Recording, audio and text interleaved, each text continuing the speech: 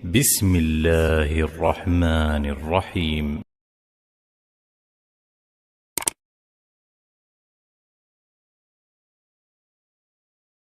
Assalamualaikum warahmatullahi wabarakatuh. Bismillah, alhamdulillah, assalatu wassalamu ala rasulillah wa ala alihi wa sahbihi wa mawala, amma ba'du. Oke teman-teman, jumpa lagi dengan saya Asbik Channel yang akan menyajikan konten-konten menarik seputar Islam terkini. Pada kesempatan kali ini, saya akan mereaction sebuah video dari salah seorang mu'alaf. Mu'alaf tersebut bernama Ibu Francisca dan umurnya 40 tahun. Ibu Francisca ini dulunya adalah pemeluk agama Kristen Katolik dan juga menjadi seorang guru di sekolah minggu di sebuah gereja. Oke teman-teman, sebelum kita lanjut menonton video berikut, jangan lupa untuk tetap dukung channel ini dengan cara klik tombol subscribe, like, komen, dan share. Dan jangan lupa untuk menyalakan lonceng notifikasinya agar Andalah yang pertama kali mendapatkan notifikasi video terbaru dari channel ini. Dan jangan lupa untuk membagikan video ini ke semua sosial media Anda, karena berbagi sedikit ilmu bisa mendapatkan pahala yang sangat besar. Oke teman-teman, langsung saja kita simak video berikut. Nama saya Francisca Monica Pangaribuan. Saya nggak merubah nama karena pengalaman membuktikan bahwa dengan nama itu justru saya bisa jadi trigger saya untuk berdakwah. Karena dengan nama itu kan jelas ya, namanya nama berbau Katolik banget dan Protestan. Saya tadinya HKBP di HKBP Gereja Kristen Protestan. Natif atau Saya dulu guru sekolah minggu. Oh, guru sekolah minggu. Iya. Pernah nggak ngajak-ngajak orang untuk murtad gitu? Murtad sih enggak ya, tapi saya memang begini loh. Jadi di dalam Alkitab itu ada perintah Yesus untuk yang mengatakan bahwa pergilah dan jadikanlah semua bangsa muridku. Jadi ada keinginan buat saya juga untuk waktu saya masih Kristen itu saya pengen bawa saudara-saudara saya yang Muslim untuk menjadi Kristen, karena menurut saya di dalam ajaran Kristen itu ada keselamatan, gitu ya. Jadi kamu nggak usah capek-capek melakukan berbagai hal, kamu cukup percaya saja pada Yesus yang mati di kayu salib dan kamu akan mendapatkan surga. Jadi waktu itu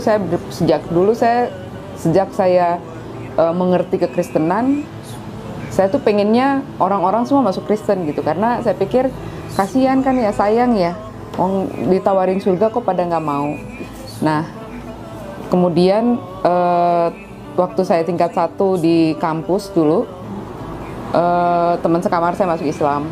Saya marah gitu, saya kesel karena kenapa sih harus masuk Islam gitu loh. Dari situ saya sebetulnya punya keinginan untuk menyampaikan kebenaran Kristen menurut saya waktu itu. Jadi saya pikir gimana caranya supaya materi yang saya pikirkan itu bisa masuk ke mereka. Saya cari dong permasalahannya apa. Jadi yang saya pikirkan, yang jadi timbul dalam pertanyaan saya waktu itu adalah ada apa sih dengan umat Islam, kenapa nggak mau terima Yesus sebagai Tuhan dan Juru Selamatnya. Yohanes 14 ayat 6 itu Yesus berkata, akulah jalan dan kebenaran dan hidup, tidak ada yang sampai kepada Bapa kalau tidak melalui aku. Jadi Yohanes 14 ayat 6 itu berkata, Yesus berkata, akulah jalan dan kebenaran dan hidup, tidak ada yang sampai kepada Bapa kalau tidak melalui aku. Artinya gini, ketika orang nggak ada yang sampai kepada Allah kalau tidak melalui Yesus. Nah buat saya dan buat sebagian besar orang Kristen pada umumnya, ini adalah ayat emas. Ini adalah ayat yang menjadi pegangan bahwa Kristen itu benar gitu loh. Jadi nggak ada yang melalui Yesus, selain melalui Yesus nggak bisa, kalian nggak akan bisa pernah sampai ke surga gitu. Nah ayat ini jadi pegangan saya, jadi ayat emas. Kemudian saya ingin sekali menyampaikan ini kepada sebanyak-banyaknya orang, karena saya pikir harusnya mereka bisa menikmati surga gitu loh, asal percaya saja kan. Nah tapi kan umat Islam kok kayaknya nggak mau sama sekali ya gitu. Nah waktu itu saya sekolah di tempat kuliah saya itu, di mana ajaran agama Islam itu cukup keras. Waktu itu teman-teman bahkan baru tingkat 1, baru semester 1, tadinya nggak pakai jilbab, semua di semester 2 tuh udah pakai jilbab panjang gitu loh. Jadi cukup keras muslimnya gitu waktu itu. Nah, saya sebetulnya bertanya-tanya dalam hati gitu, kenapa sih, ada apa sih dengan Islam ini? Kenapa kalian tidak mau terima Yesus sebagai Tuhan dan Juru Selamat? Bertambah lagi dengan teman sekamar saya yang ternyata hijrah juga masuk Islam. Saya marah dan saya kesel waktu itu. Pertanyaan ini terus saya tanyakan pada setiap orang yang ada di kampus waktu itu. Banyaklah teman-teman yang ditanya, atau pendeta atau siapa orang pinter yang dipanggil, pembicara-pembicara yang dipanggil ke kampus, saya tanyain. Nah, jawabannya semua sama, bahwa mereka ada selubung yang menutup pikiran mereka gitu. Jadi kalau mungkin di kita namanya belum dapat hidayah ya. Nah, tapi sebetulnya buat saya jawaban itu nggak bisa saya terima gitu. Menurut saya ayat Yohanes 14 ayat 6 itu sudah sangat jelas gitu, bicara bahwa Yesus adalah Yesus berkata, akulah jalan dan kebenaran dan hidup, tidak ada yang sampai kepada Bapa kalau tidak melalui aku. Itu menurut saya itu bukan, nggak ada sesuatu yang perlu harus pakai ilmu tertentu kan. Itu pernyataan yang very clear, jelas gitu. Kenapa umat Islam nggak mau? Pasti ada sesuatu gitu. Jadi dalam hati saya tetap pasti ada sesuatu yang membuat mereka tidak mau gitu terima. Nah, tapi pertanyaan ini tidak terjawab bertahun-tahun, sampai akhirnya pertanyaan ini saya simpan jauh sekali di lubuk hati yang saya yang terdalam, mungkin di pojok-pojok lah kali ya, yang udah paling dalam gitu ya, karena tidak terjawab. Dan kehidupan berlanjut, saya bekerja, saya menikah, saya punya anak secara Kristen, kami menikah secara Kristen, dan ya sudah. Sampai suatu saat saya di kantor bertemu dengan seseorang yang bisa menjelaskan pada saya, yang bisa menjelaskan sejarah penulisan Alkitab secara lengkap, dan kenapa sampai pemahaman umat Islam itu kan adalah bahwa Isa atau Yesus itu adalah nabi, hanya sampai di situ saja. Tapi kenapa bisa di dalam agama Kristen bisa jadi berubah menjadi Tuhan? Nah, di situ saya memang belajar banyak kurang lebih selama 2 tahun mempelajari itu. Waktu itu diskusinya memang kami bicara soal banyak hal, mulai dari pekerjaan, masalah pekerjaan, kemudian masalah hukum, dan kemudian kita juga ada diskusi soal masalah Freemason ya, mengenai Freemason, mengenai Yahudi dan sebagainya. Waktu itu dia cerita bahwa dia adalah orang yang mulai mempelajari perbandingan agama setelah masalah bom Bali.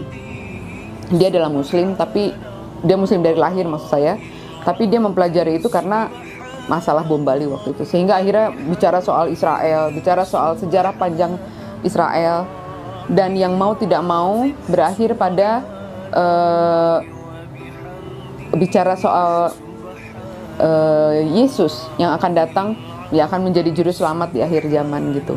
Waktu itu saya tanya sama dia, kamu kan Muslim dari lahir? Iya, Muslim dari lahir. Kenapa kamu percaya bahwa Isa akan datang kedua kali untuk menjadi juru selamat? Iya, saya percaya. Tunggu sebentar, kamu kan Muslim ya, kenapa kamu nggak, kalau gitu kamu kenapa nggak terima kalau Isa tuh adalah Tuhan? Hanya Tuhan loh yang bisa jadi juru selamat, saya bilang gitu kan. Nah, terus itu emang di mana Yesus bilang bahwa dia adalah Tuhan? Saya bilang ayat yang saya pegang itu Yohanes 14 ayat 6. Yesus bilang, akulah jalan dan kebenaran dan hidup loh. Nggak ada yang sampai kepada Bapa kalau nggak. Sekarang kamu baca coba lengkap satu perikop itu. Apakah di situ Yesus sedang bicara bahwa dia adalah Tuhan?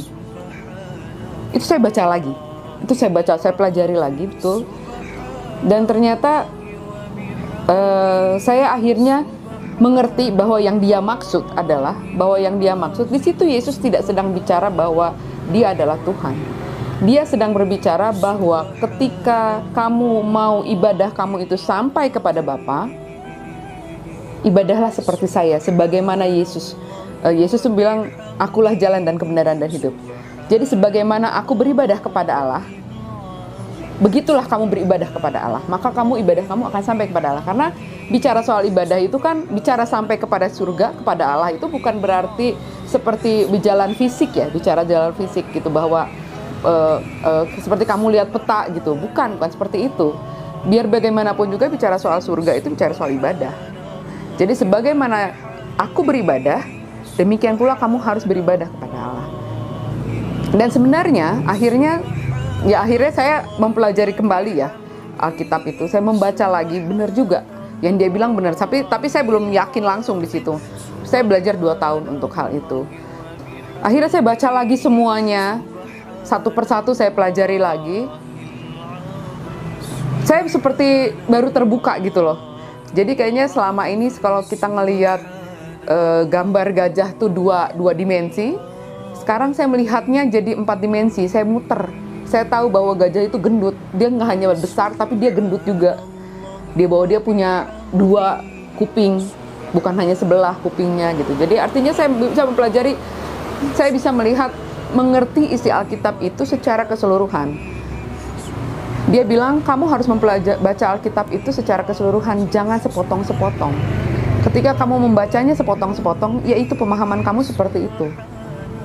Nah begitu juga akhirnya saya mempelajari itu kembali ya Mas. Ada sekitar 2 tahun saya baca ulang lagi, dan saya benar-benar puas karena apa? Saya terjawab pertanyaan saya, kan bukan hanya cuman masalah itu aja sebetulnya. Jadi ketika saya sebelumnya saya sudah membaca Alkitab itu bicara soal sejarah sebetulnya. Buku Perjanjian Lama bicara soal sejarah panjang bangsa Israel. Di situ sebetulnya ada beberapa pertanyaan saya, kenapa sepertinya Allah sayang banget sama bangsa Israel tapi enggak sama yang lain gitu. Bangsa lain selain bangsa Israel seperti bukan manusia gitu loh.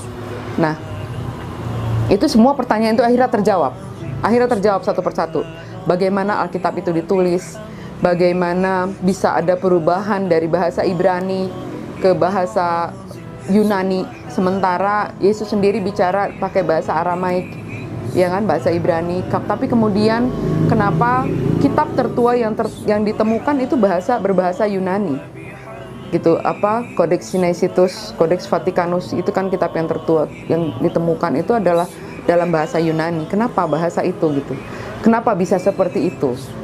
Nah, ini sejarah panjang yang harus kita pelajari sebetulnya kalau mau mengerti kenapa, bagaimana, sehingga akhirnya pemahaman pun bisa sampai berubah. Sampai hari ini kita bisa melihat bahwa orang Kristen merayakan Natal sedemikian rupa ya, sedemikian megah dan mewahnya. Sementara Yesus sendiri nggak pernah loh ngajarin, nggak pernah nyuruh loh, nggak pernah menyuruh merayakan ulang tahun, tidak pernah menyuruh merayakan, apalagi merayakan hari kelahiran dia. Itu nggak pernah. Yang ada perintah tuh, ingatlah akan aku. Kemudian masalah perintah tuh yang ada, Yesus katakan, ingatlah akan aku. Kemudian untuk perjamuan kudus. Itu yang ada, yang diperintahkan di Alkitab. Tapi kalau perayaan Natal nggak pernah ada. Dan yang makin meyakinkan saya waktu itu untuk hijrah adalah di akhir tahun kedua itu, tahun Desember 2014, saya mengantar anak-anak merayakan Natal di sekolah minggu mereka. Di situ saya membaca di mading gereja, waktu itu di gereja saya ditulis sejarah perayaan Natal. Dan memang di situ disebutkan bahwa sejarah perayaan Natal sebetulnya adalah sinkretisme ya, perayaan gimana caranya pada zaman dulu orang Romawi pingin supaya ajaran agama Kristen masuk, tapi di situ ada budaya yang merayakan kelahiran Dewa Matahari. Nah, ini dipadukan gimana caranya supaya Yesus yang jadinya dirayakan, tapi tetap merayakan hari kelahiran Dewa Matahari, yang sebenarnya artinya dari situ kita sebetulnya bisa menyimpulkan bahwa perayaan Natal itu sebetulnya ya perayaan hari kelahiran anak Dewa Matahari jadinya sebetulnya. Cuma memang di mading itu ada ininya, ada disclaimernya di bagian bawah. Dia bilang, tapi kita mengimani bahwa hari perayaan Natal ini itu adalah kelahiran Yesus Kristus. Tapi buat saya itu adalah pengakuan gereja bahwa ya memang perayaan Natal tidak pernah diajarkan di Alkitab. Gitu, tidak pernah diajarkan di Alkitab, dan itu semakin meyakinkan saya bahwa apa yang diajarkan di gereja banyak yang tidak sesuai dengan apa yang diperintahkan oleh Yesus di dalam Alkitab, gitu loh. Contoh lain yang mudah adalah Yesus tidak pernah mengajarkan kita berdoa untuk berlipat tangan. Yesus tidak pernah mengajarkan kita untuk berdoa, doa Bapa kami pun Yesus katakan doa Bapa kami kok, gitu kan, nggak melalui tidak dalam namanya atau berdoalah kepadaku. Yesus nggak pernah bilang berdoalah kepadaku, gitu. Jadi banyak hal-hal yang akhirnya saya pahami, gitu ya.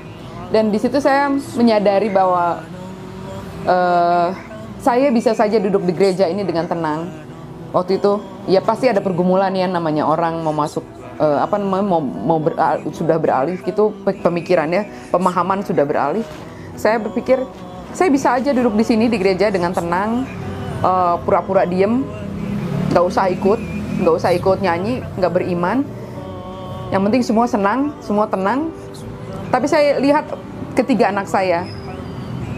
Suatu saat anak saya ini makin besar dan dia akan bertanya pada saya tentang pemahaman-pemahaman kekristenan. Saya harus jawab apa?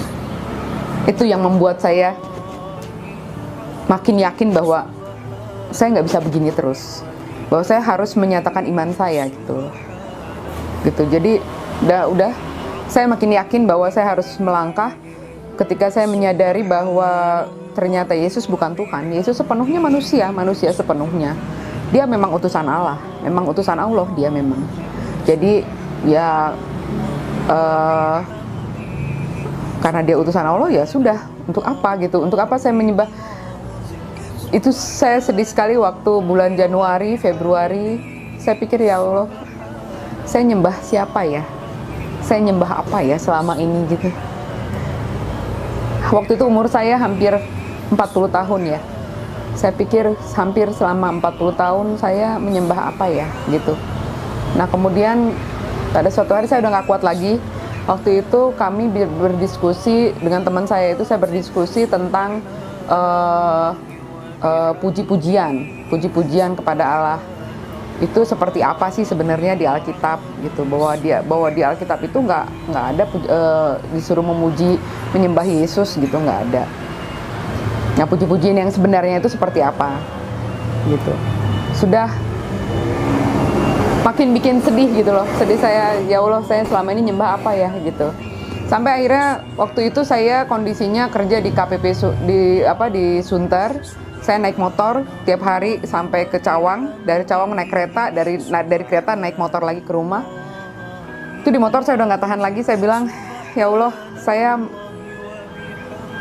hijrah di situ. Jadi saya mengucapkan dua kalimat syahadat saya pertama kali itu sebetulnya di motor, justru dalam keadaan menangis, gitu, karena saya menyadari bahwa saya selama ini menyembah apa ya, gitu. Itu momen-momen yang paling berat ya buat saya, karena beratnya sedih banget loh, Mas. Rasanya ditipu, rasanya selama ini gue nyembah apaan ya, gitu. Itu yang paling momen yang paling menyedihkan tuh di situ sebetulnya. Tapi setelah itu saya nggak tahu, tiba-tiba saya pengen banget bersujud kepada Allah, gitu ya. Sebagaimana Muslim ketika dia sholat itu kan sujud ya. Saya benar-benar pengen banget saya sujud. Saya ya Allah, saya pengen sujud padamu, hanya padamu, gitu. Jadi nggak mau sama yang lain, nggak mau sama yang lain, gitu. Jadi titik ya keyakinan itu adanya di situ. Ketika menemukan bahwa Yesus sebenarnya bukanlah Tuhan, bahwa Yesus memang menyuruh kita untuk beribadah sebagaimana Dia beribadah kepada Allah. Nah, jadi bagaimana Dia beribadah di Alkitab juga banyak kok, banyak contohnya. Jadi dari kesaksian Ibu Francisca ini, Yesus itu bukanlah Tuhan, tapi Dia adalah utusan yang memerintahkan umatnya untuk beribadah hanya kepada Tuhan, yaitu Allah Subhanahu wa Ta'ala. Oke teman, mari kita simak video selanjutnya.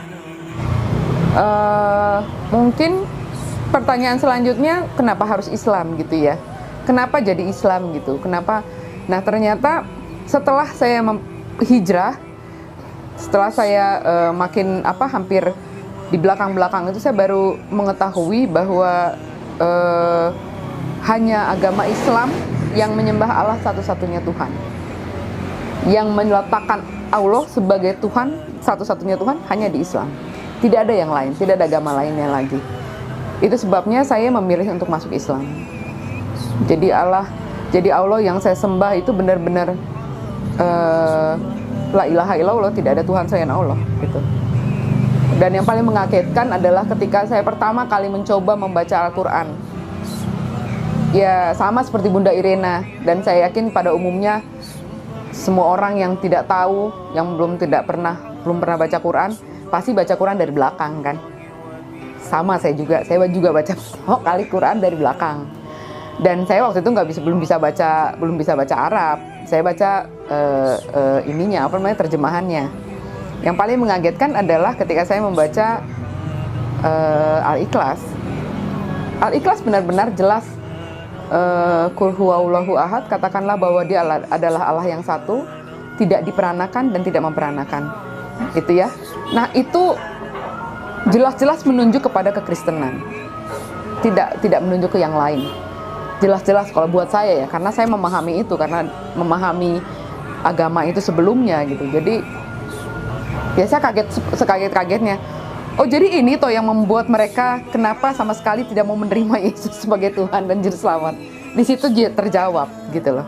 Di situ terjawab pertanyaan saya, kenapa saudara-saudara saya yang Muslim selama ini benar-benar keras, benar-benar tidak mau bicara soal itu, tidak mau menerima bahwa Yesus adalah Tuhan.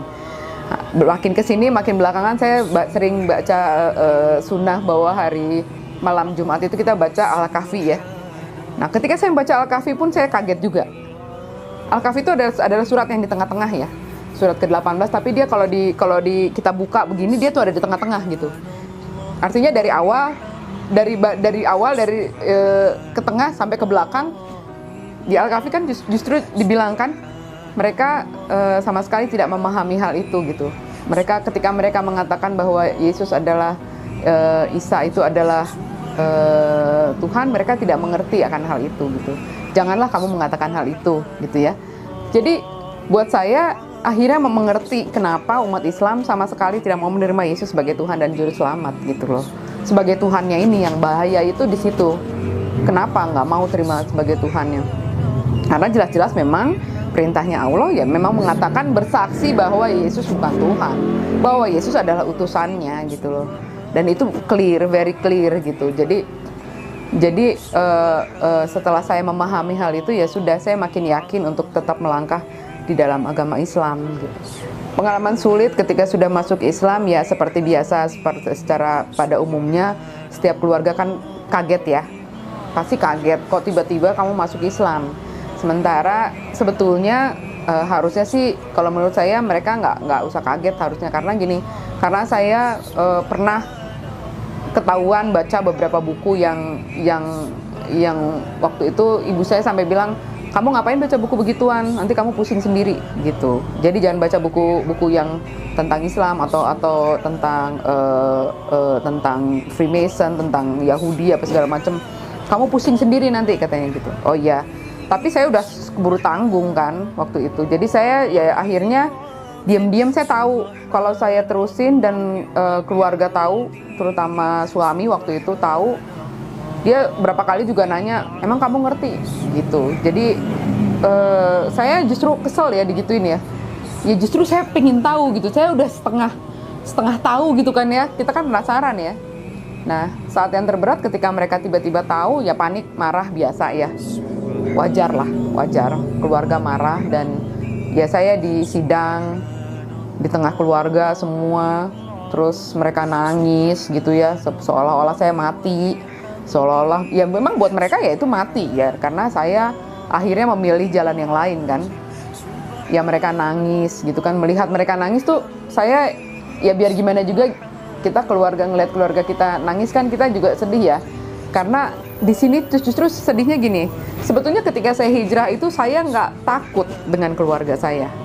Saya tuh punya keyakinan bahwa suatu saat nanti saya akan jelasin semuanya. Kalau mereka mendapatkan penjelasan yang sama dengan saya yakin mereka juga pasti mau masuk Islam. Gitu loh. Jadi saya begitu yakinnya. Tetapi yang mengagetkan adalah ketika mereka tahu, Mereka langsung sibuk nutupin ke suami saya waktu itu, jangan dengerin dia, jangan dengerin dia. Jadi mendengar penjelasan pun tidak mau. Itu yang bikin sedih dan kaget saya, terberat saya itu di situ. Mereka mendengar penjelasan pun tidak mau. Jadi gimana mau masuk ilmunya, gimana mau ngerti kalau dengar penjelasan aja nggak mau. Kan gitu kan. Nah itu yang terberat. Yang terberat ya waktu pertama kali pakai jilbab, terus ketemu sama keluarga diusir, itu biasalah. Biasa diusir, kemudian disuruh pergi sendirian, dipisahin sama anak. Ya itu hal yang wajar banget lah gitu ya. Nah terus yang terberat lagi waktu anak-anak tidak boleh ikut saya. Padahal anak-anak kan bertanya, biar bagaimanapun juga mereka bertanya, kenapa mama masuk Islam? Lalu tentunya saya jelasin. Nah, mereka dengan segala kepolosan mereka bisa memahami itu, bisa mengerti, bisa menerima, karena saya jelaskan dengan bahasa yang mudah. Saya bisa buktikan ayat-ayatnya di Alkitab. Ada ayat-ayatnya di Alkitab yang mudah buat anak-anak. Memang masalah makan babi, masalah hitan, itu ada di Alkitab. Ada juga larangannya, ada juga perintahnya. Tapi kenapa orang Kristen enggak mengikuti hal itu gitu? Terus mengenai hijab, jilbab gitu ya, di Alkitab juga ada, di Perjanjian Baru juga ada. Tapi kenapa orang Kristen nggak pakai gitu? Nah itu buat mereka mudah jadinya buat ini. Yang paling mudah buat anak saya yang paling besar waktu itu, yang paling agak lama dia dapat ininya, hidayahnya paling terakhir itu mengenai Yesaya 37 dengan 2 Raja-Raja 19 ya, 2 Raja-Raja 19 sama Yesaya 37 itu adalah dua perikop yang sama persis, tapi tahun penulisan terpaut sangat jauh, beratusan tahun. Tapi kok bisa sama banget gitu. Jadi buat dia berarti Alkitab nggak bener gitu, berarti Alkitab banyak nggak benernya gitu. Itu salah satunya di situnya. Terus yang terberat, mereka masuk Islam, mereka harus diam-diam sholat, puasa juga dilarang sama ayahnya, selalu dipaksa makan, dipaksa minum. Nah, itu kan berat ya, kita sedih gitu. Dan mualaf ya, anakku 3 mualaf juga, alhamdulillah. Terus waktu yang paling berat waktu mereka hitan, kita pulang, pas bapaknya tahu kita dimarahin, dipukul, dilempar gelas. Saya sampai berdarah juga kaki. Ya anak-anak kan lagi luka ya, masih kondisi luka, dimarahin berat begitu kan bukan suatu yang mudah ya. Itu yang saat-saat terberat yang kayak gitu. Tapi ya memang saya pahami lah itu apa namanya, reaksi biasa ya, reaksi orang. Islam kafah itu kan aturan yang Allah berikan ya, yang Allah turunkan bagaimana supaya manusia itu hidupnya teratur. Agama Islam itu adalah agama yang amat sangat menakjubkan sebenarnya. Dalam agama Islam itu diatur setiap hal, bahkan ketika sejak kamu buka mata, pagi-pagi bangun tidur, sampai kamu tutup mata lagi, tidur lagi, itu aturannya kan ada ya. Jadi Allah itu kalau namanya juga aturan dari Allah ya, itu aturan yang amat sangat lengkap. Ketika saya pertama kali mengerti tentang semua ini, saya rasanya seperti dibukakan suatu perpustakaan yang besar sekali dan saya pengen baca semuanya. Ya tahu sendiri kan, buku-buku agama Islam, sejarahnya, bagaimana kemudian aturannya. Kalau mau detail, lihat hadis. Bahkan sampai menjadi begitu banyak pertentangan kadang-kadang karena pemahaman akan hadis itu beda-beda gitu ya. Tapi itu adalah kekayaan dalam agama Islam, di mana Allah memberikan aturan itu dengan contoh bagaimana Rasul hidup gitu. Jadi Zakir Naik bilang, Quran bahkan bisa berdiri sendiri tanpa hadis. Tetapi Allah melengkapinya dengan hadis yang periwayatnya nggak bisa macam-macam, nggak bisa seenaknya kita buat-buat. Bahkan sampai hari ini yang saya salut banget adalah bisa ya hadis ketahuan gitu kalau dia itu hadis yang doif. How come? Itu adalah keajaiban kalau menurut saya ya. Bisa hadis doif ketahuan gitu sama orang. Kita hidup semua di zaman ini loh. Tapi hadis itu bisa ketahuan itu doif apa enggak gitu. Karena apa? Karena ada periwayatnya, karena ada sejarahnya. Ya kan? Felix Xiao juga bilang kan, sejarah itu sangat penting. Nggak bisa lu lepas dari sejarah. Nggak bisa kamu lepas dari sejarah. Nah, jadi Islam yang kafah itu adalah aturan yang Allah berikan lengkap untuk bagaimana manusia hidup. Bagaimana manusia bisa teratur hidupnya sebetulnya. Jadi banyak orang yang menentang karena takut. Takut apa? Tidak terbiasa dengan aturan yang begitu ketat dan begitu baik. Gitu sebetulnya itu. Kalau mau bicara soal kasih ya, orang Kristen banyak yang menggembar-gemborkan masalah kasih. Seolah-olah dalam agama Islam tidak ada kasih. Salah besar sebetulnya. Dalam hal ini, umat Islam harus menjelaskan bahwa justru Islam yang kafah adalah kasih yang terbesar dari Allah sebetulnya. Kasih Allah yang terbesar buat manusia sebetulnya. Supaya apa? Supaya ada aturan dalam hidup. Ketika kamu teratur hidup, ketika kamu teratur sholat, ketika kamu teratur melakukan tugas-tugas kamu akan berhasil hidupnya. Kamu akan baik sekali hasilnya. Gitu, dan di situ kasih akan muncul. Bahasanya cuma beda, mungkin beda bahasanya aja. Seperti dalam Islam, mungkin bahasa yang dipakai di Kristen lebih familiar aja, lebih familiar gitu, seolah-olah ya. Penyaduran bahasanya mungkin yang kurang belum dijelaskan gitu loh. Tapi sebenarnya Islam kafah itu adalah Islam yang benar-benar penuh dengan aturan yang membuat kita teratur sehingga semuanya akan berjalan dengan baik gitu. Jadi sebetulnya Indonesia sangat rugi sebetulnya ketika menolak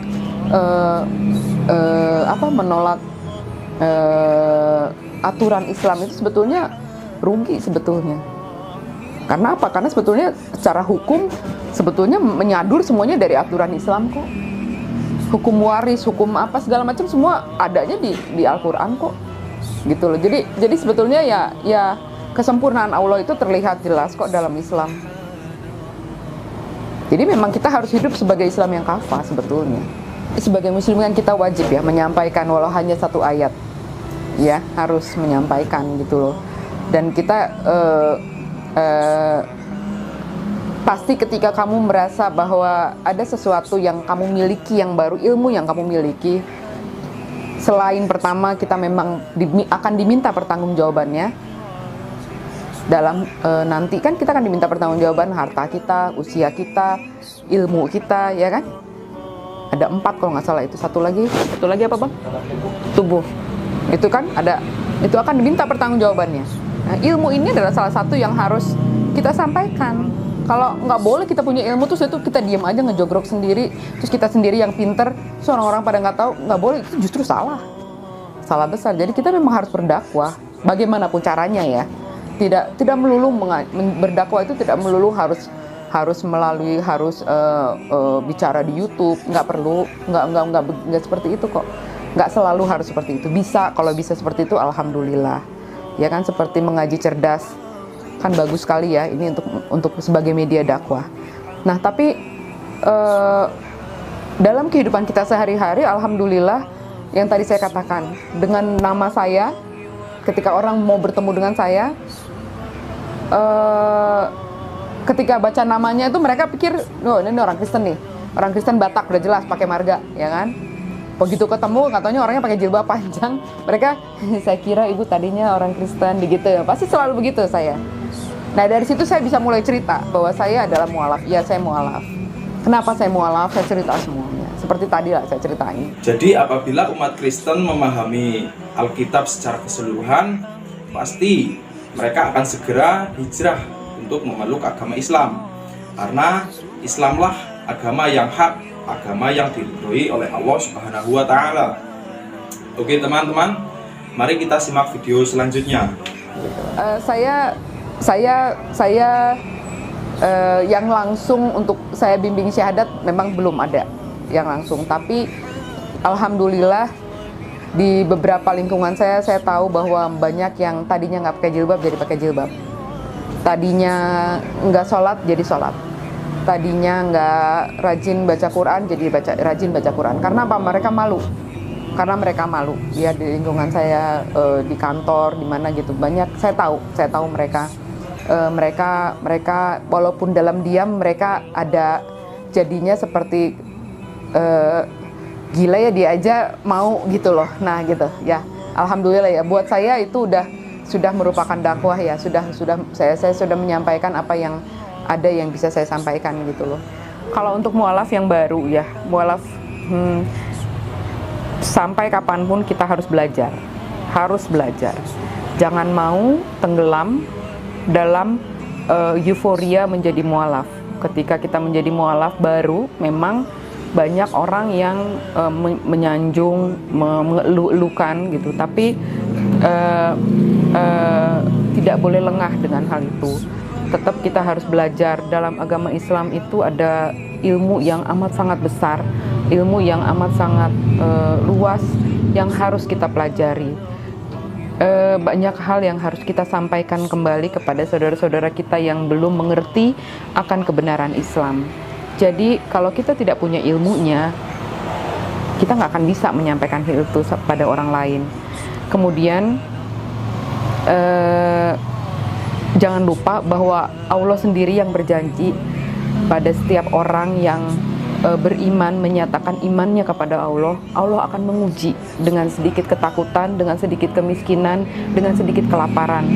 Itu sudah menjadi sesuatu yang Allah katakan dalam Quran. Jadi kalau misalnya setelah menjadi mualaf kemudian malah banyak tantangan, banyak kesulitan hidup, wajar banget gitu.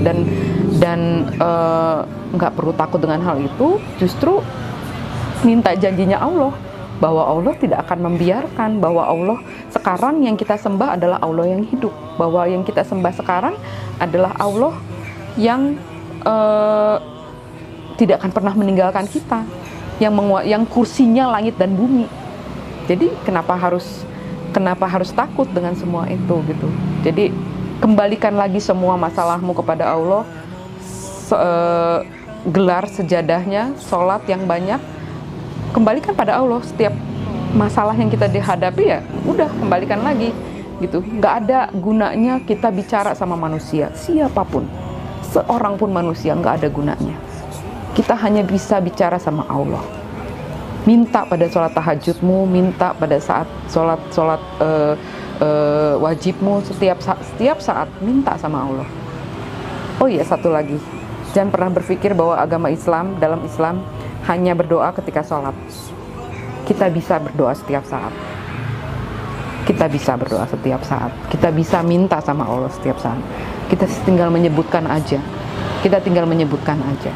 Bahkan perempuan muslimah yang sedang dalam masa haid tidak bisa sholat, bukan berarti tidak bisa berdoa.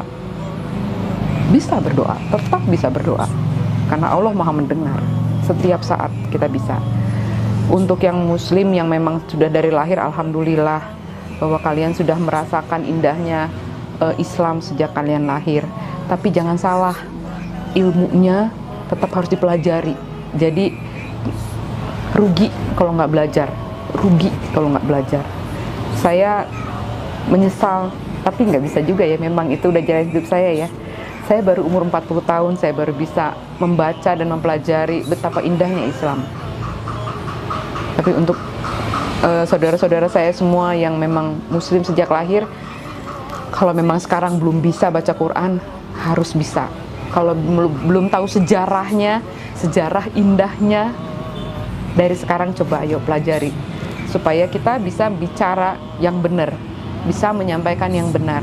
Kita bisa tahu bahwa Islam itu dituduh, difitnah dengan sedemikian rupa. Islam tidak pernah mengajarkan terorisme. Islam tidak pernah mengajarkan pembunuhan. Islam tidak pernah mengajarkan menyakiti saudaranya. Tidak pernah. Assalamualaikum warahmatullahi wabarakatuh. Oke teman-teman, demikianlah video dari saya. Apabila ada kritik dan saran, silahkan tuliskan di kolom komentar.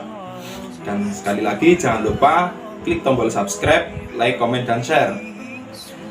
Sekian dari saya. Wassalamualaikum warahmatullahi wabarakatuh.